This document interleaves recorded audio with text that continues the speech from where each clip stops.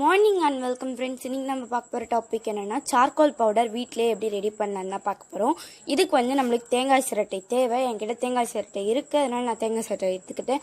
ஒருவேளை உங்ககிட்ட இல்லைன்னா நீங்கள் பிஸ்தாலாம் சாப்பிட்டு போகல, பிஸ்தா நட்ஸ் அதெல்லாம் அதோட ஷெல்ஸை மட்டும் நீங்கள் கலெக்ட் பண்ணி வச்சுருந்தீங்கன்னா அதை கூட யூஸ் பண்ணலாம். இப்படி இந்த மாதிரி ஹீட் பண்ணலாம்.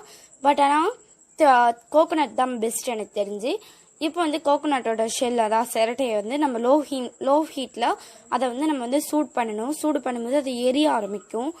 கொஞ்சம் ஸ்டிக்கோ இல்லைன்னா கம்பியோ வச்சு யூஸ் பண்ணுங்கள். ஏன்னா சிரட்டையை சுற்றி இருக்க பொறியெலாம் எரியும் போது நம்ம கையில் நெருப்புறதுக்கான அபாயம் இருக்குது. அதனால் நம்ம ஒரு ஸ்டிக்கோ இல்லைன்னா கம்பியோ வச்சு யூஸ் பண்ணலாம். நீங்கள் லோ ஹீட்லேயே வச்சு எரியலாம். பட் ஃப்ளேம் ஹை லைட்டில் வைக்க வேணாம், லோலே வைங்க. ஏன்னா இது கொஞ்ச நேரத்தில் எரிய ஆரம்பிச்சிடும். அப்படி எரிய ஆரம்பிச்சிருச்சுன்னா நம்ம ஹீட்டை ஆஃப் பண்ணிடணும். அதாவது ஸ்டவ் ஆஃப் பண்ணிவிட்டு நம்ம வெளியில் எங்கேயாவது ஒரு நல்ல பிளேஸில் தான் வைக்கணும். விண்டியான பிளேஸ் சூஸ் பண்ணாதீங்க. ரொம்ப காற்றடிச்சதுன்னா இது தானாகவே ஆஃப் ஆகிடும். நீங்கள் இப்போ ஒரு தடவை இது ஏறிடுச்சு, சூடு ஆகிடுச்சு, எரியுதுன்னா அது வெளில போய் வச்சிட்டிங்கன்னா தானாகவே எரிஞ்சிட்ருக்கும். அது தானாகவே எரிஞ்சு முழுமையாக காஞ்சிரும். அது வரைக்கும் நம்ம அதை டிஸ்டர்ப் பண்ணக்கூடாது. ஸோ அதனால் கொஞ்சம் விண்டியான பிளேஸாக இருந்தால் அவாய்ட் பண்ணிக்கோங்க. காற்றடிக்கிற மாதிரி இருந்துச்சுன்னா அவாய்ட் பண்ணிக்கோங்க. இப்போ பார்த்தீங்கன்னா நம்மளுக்கு அந்த தேங்காய் சிரட்டையெல்லாம் நல்லா நெருப்பு பிடிச்சிக்கிச்சு. இப்போ இது தனியான இடத்துல வச்சிடலாம். நான் வச்ச இடத்துல கொஞ்சம் விண்டியாக இருக்குது, அதனால் இது கொஞ்சம் லேட்டாக தான் ஆகுது. நான் இன்னொரு தடவை இதை பண்ணியிருந்தேன். இன்னொரு தடவை இதை ஹீட் பண்ணியிருந்தேன். நீங்கள் விண்டியான பிளேஸில் வைக்காதீங்க. இந்த சார்கோல் சாப்பிட்றதுனால நம்ம டீத் ஒயிட்னிங், பற்கள் வெள்ளையாகணும்னு நினைக்கிறவங்களும் இதை சாப்பிட்லாம். அது மட்டும் இல்லாமல் நம்மளுக்கு கிட்னி ஹெல்த் ரொம்ப சூப்பராக இருக்கும். டயரியா வரதெல்லாம் தவிர்க்கும். கொலஸ்ட்ராலை கம்மி பண்ணும். அது மட்டும் இல்லாமல் இது பியூட்டி டிப்ஸ்க்காகவும் யூஸ் பண்ணுறாங்க. அதாவது ஃபேஸில் இருக்க முகப்பரு, முகத்தழும்பு அதெல்லாம் கிளியர் பண்ணுன்றதுக்காக இதையும் யூஸ் பண்ணுறாங்க.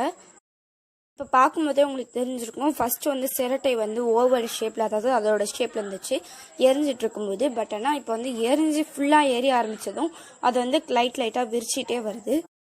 இந்த மாதிரி தானாகவே விரித்து எரிஞ்சு முடிஞ்ச பிறகு தானாகவே காஞ்சி சின்ன சின்னதாக கட்டாகி கீழே விழுந்துடும், தகடாக விழுந்துடும். பட் ஆனால் நீங்கள் ஒன்று எரிச்சிங்கன்னா கன்ஃபார்ம் உங்களுக்கு பத்தாது, கம்மியாக தான் கிடைக்கும். நீங்கள் என்னென்ன இது எவ்வளோ பெரிய தேங்காய் வச்சாலும் அது சின்னதாக தான் கிடைக்கும், கம்மியாக தான் சார்கோல் தான் கிடைக்கும். ஸோ நீங்கள் 2-3 தேங்காய் சிரட்டை எடுத்து வச்சுக்கோங்க. அதுதான் நல்லது. பெருசாக இருக்கிறதுனால அதில் கம்மியாக தான் இருந்துச்சு. அது நல்லா கிரைண்ட் பண்ணலை, நல்லா அரைக்கலை. அதனால் மேலே லைட்டாக திட்டாக இருந்துச்சு. நல்லா பவுடர் கன்சிஸ்டன்சி வரும் நம்மளுக்கு. நீங்கள் சின்ன ஜார் எடுத்து ரொம்ப கேர்ஃபுல்லாக அரைங்க. ரொம்ப பவுடராக அரைச்சிக்கோங்க, அது நல்லா இருக்கும். ஒருவேளை அப்பயும் உங்களால் முடியல அப்படின்னா நீங்கள் இந்த மாதிரி சல்லடையை வச்சு சலிச்சிக்கலாம். நீங்கள் ரொம்ப பவுடராக அரைச்சிருந்தாலும் இந்த மாதிரி சல்லடை வச்சு சலிச்சிக்கோங்க. அதனால் பெரிய பெரிய பார்ட்டிகல்ஸ்லாம் மேலேயே ஸ்டே ஆகிரும். இப்போ நம்மளுக்கு இது சல்லடை பண்ணதுனால கீழே நம்மளோட பவுடர் ஸ்டே ஆகிடும். மேலே பெரிய பெரிய பார்ட்டிக்கல்லாம் இருக்கும். பெரிய பெரிய பார்ட்டிக்கல்லாம் நம்மளுக்கு தேவையில்லை, தூக்கி போடலாம். இப்போ நம்மளுக்கு சார்கோல் ரெடி ஆயிடுச்சு. தேங்க்யூ ஃபார் வாட்சிங்.